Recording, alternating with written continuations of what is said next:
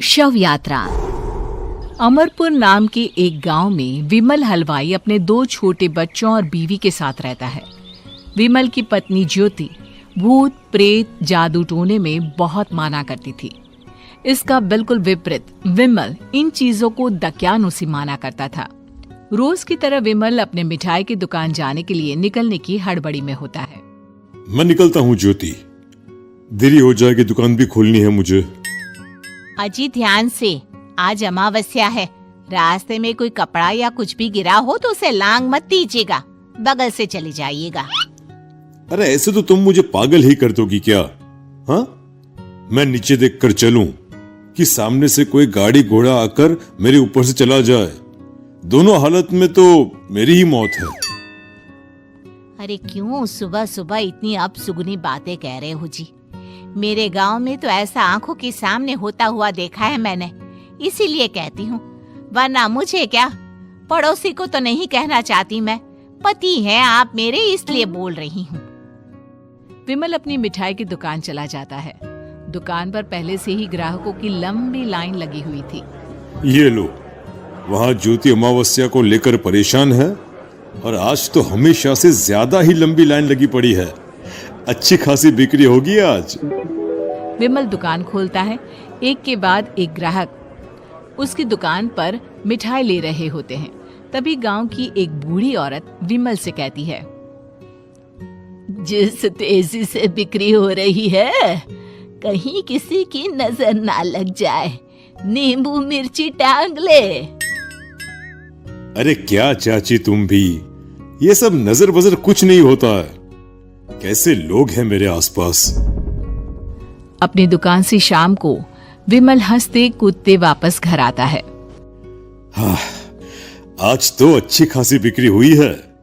एक महीने में जितनी बिक्री होती है, एक ही दिन में आज उतने पैसे कमा लिए मैंने। ये तो बहुत अच्छा हुआ जी, आज ही घर की नजर उतारी है मैंने। बिक्री तो अच्छी होनी ही थी। अच्छा, तुम खाना लगा दो, सारा माल बिक चुका है। मुझे शहर जाना होगा, कुछ चीजों की जरूरत पड़ेगी। रात भर मिठाई बनाऊंगा, तब जाकर कल सुबह दुकान खोल पाऊंगा। खाना खाकर विमल शहर जाने के लिए निकल पड़ता है। सुनिए जी, ध्यान से जाइएगा। चौरस्ते पर किसी जादू टोने की चीज पर पैर मत रख दीजिएगा। हे भगवान, हद हो गई ज्योति, ये तो मैं जा रहा हूं। विमल गुस्से से शहर जाने निकल पड़ता है। रात का काला घना अंधेरा, चांद की एक भी किरण ना होने के कारण अंधेरे में कुछ भी देख पाना मुश्किल था। जंगल के बीच के एक अधकच्चे रास्ते से विमल जा रहा होता है। चारों तरफ गुफ अंधेरा और सन्नाटा सुनाई दे रहा था, और सुनाई दे रही थी विमल के पैर के नीचे आ रहे सूखे पत्तों की आवाजें। तभी अचानक दूर से उसे कुछ आवाजें सुनाई देती है।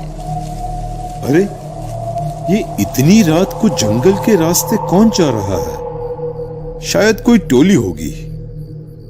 राम नाम सत्य है, राम नाम सत्य है, राम नाम सत्य है, राम नाम सत्य है। धीरे धीरे आवाज कुछ कुछ सुनाई पड़ती है। आवाज धीरे धीरे और नजदीक आती सी लगती है। विमल देखता है कि उसके सामने से सजी धजी सफेद कपड़े में लिपटी एक अर्थी निकल रही है, जिसके साथ 5 लोग ही थे। 4 आदमियों ने उसे कंधा दिया हुआ था। एक मटका लिए आगे आगे बढ़ रहा था। विमल के बिल्कुल सामने आकर अर्थी रुक जाती है। उसमें से एक आदमी विमल से कहता है, अरे भाई, जरा अर्थी को कंधा लगाना, मैं बहुत थक गया हूँ, बड़ी मेहरबानी होगी। हाँ भाई, कंधा तो मैं लगा दूं, पर रात को 12 बजे ये शव यात्रा, इस समय कौन अर्थी ले जाता है? तभी विमल को ऐसा लगता है कि शव में से आवाज आई, ये आवाज। मजबूरी है भाई, आप कंधा दीजिए, मैं रास्ते में सब बताता हूँ आपको। विमल अर्थी को कंधा दिए चल रहा होता है कि उसे ऐसा लगता है कि हाथ में मटका लिए जो आदमी शव के आगे चल रहा है उसके पैर उल्टे हैं। क्या हुआ भाई, हकला क्यों रहे हो? वो आपके साथी के पैर उल्टे।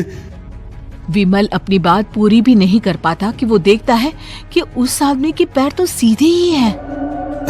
अरे नहीं, कुछ नहीं, मुझे शायद वहम हुआ होगा। धीरे धीरे सब आगे बढ़ रहे होते हैं। तब विमल को अचानक लगता है मटके में से एक हाथ बाहर आ रहा है। विमल घबरा जाता है। इसके पहले वो कुछ बोल पाता, कल्लू कहता है, मेरा नाम कल्लू है। हम 6 दोस्त थे, जिसमें से एक को तो तुम सोया हुआ देख रहे हो। इतनी पक्की दोस्ती थी कि जैसे हम सब सगे भाई हैं। पर किस्मत का कोई क्या कर सकता है। आज से 4 साल पहले एक नदी में हम सब नहाने गए थे, जिसमें डूबकर राजेश की मौत हो गई। किसी मजबूरी के कारण हमें उसकी अर्थी को रात को ही शमशान घाट ले जाना पड़ा। हम 5 उसे ले जा रहे थे।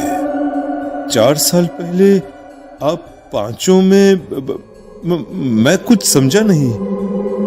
मंकू अपनी गर्दन पीछे घुमाकर अपनी आंखें बड़ी बड़ी कर विमल से कहता है, अरे भाई, पूरी कहानी खत्म होने दो, फिर बीच में बोल लेना, ठीक है? तभी रास्ते में एक हादसे में अपने दोस्त के साथ हम सभी मर गए। वो सामने देखो, हमारा दोस्त। विमल सामने देखता है। उसे दिखता है कि एक ऐसा आदमी जिसका शरीर कई जन्मों से पानी के अंदर रहने के कारण सफेद पड़ गया है। उसकी आंखें बाहर की ओर निकली हुई थी। फिर ये अर्थी किसकी है? अर्थी के साथ के लोग अर्थी को नीचे रखते हुए एक साथ विमल की ओर देखते हुए कहते हैं, तुम खुद ही देख लो। विमल शव पर से सफेद कपड़ा हटाता है। शव की जगह खुद को ही देखकर विमल के होश उड़ जाते हैं। वो शव विमल की ही थी। पलक झपकते ही विमल उस अर्थी की जगह पर होता है। 6 के 6 दोस्त उसी तरह अर्थी को उठाकर चलने लग जाते हैं। राम नाम सत्य है। राम नाम सत्य है। राम नाम सत्य है।